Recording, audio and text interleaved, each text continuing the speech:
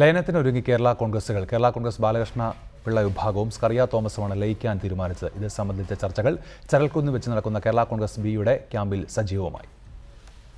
ഇടതുപക്ഷത്തിനൊപ്പമായിരുന്നുവെങ്കിലും രണ്ടായി നിലയുറച്ച കേരള കോൺഗ്രസ് ബാലകൃഷ്ണപിള്ളയും സ്കറിയ തോമസുമാണ് ലയിക്കാൻ തീരുമാനിച്ചിട്ടുള്ളത്. കേരള കോൺഗ്രസുകളുടെ നിർണായക തീരുമാനങ്ങൾക്ക് എന്നും വേദിയായിരുന്ന ചരൽക്കുന്നിൽ വെച്ചാണ് ഇക്കാര്യത്തിലും ധാരണയായിരിക്കുന്നത്. കേരള കോൺഗ്രസ് ബി സംസ്ഥാന ക്യാമ്പ് ഉദ്ഘാടനം ചെയ്യാനെത്തിയ സ്കറിയ തോമസ് ആവശ്യപ്പെട്ടതും കേരള കോൺഗ്രസുകൾ കൂട്ടുകുടുംബമായി മാറണമെന്നായിരുന്നു.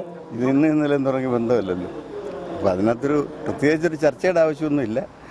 ഞങ്ങളെപ്പോഴും ഒന്നായിട്ട് ഉള്ള രീതിയിലാണ് ഇതുവരെ പ്രവർത്തിച്ചിട്ടുള്ളത്. അതിനകത്ത് ഔദ്യോഗികമായിട്ട് ഒരു നിങ്ങളെയൊക്കെ ഒന്ന് കാണിക്കാൻ വേണ്ടിയിട്ടുള്ളൊരു ചടങ്ങെന്ന് പറഞ്ഞാൽ അത് നിങ്ങളെ അറിയിക്കും. ഇക്കാര്യത്തിൽ ബാലകൃഷ്ണപിള്ളയുമായി ചർച്ചകൾ നടത്തിയിട്ടുണ്ടെന്നും സ്കറിയ തോമസ് പറഞ്ഞു. മാണിയുടെ വർഗീയതയ്ക്കൊപ്പം നിൽക്കാൻ താല്പര്യമില്ലാത്തവർക്ക് കേരള കോൺഗ്രസിലേക്ക് സ്വാഗതമാണെന്നും ഗണേഷ് കുമാർ പറഞ്ഞു. അതേസമയം ജനാധിപത്യ കേരള കോൺഗ്രസ് ഉൾപ്പെടെയുള്ളവർ ലയനത്തിന് താല്പര്യം പ്രകടിപ്പിച്ചിട്ടില്ല.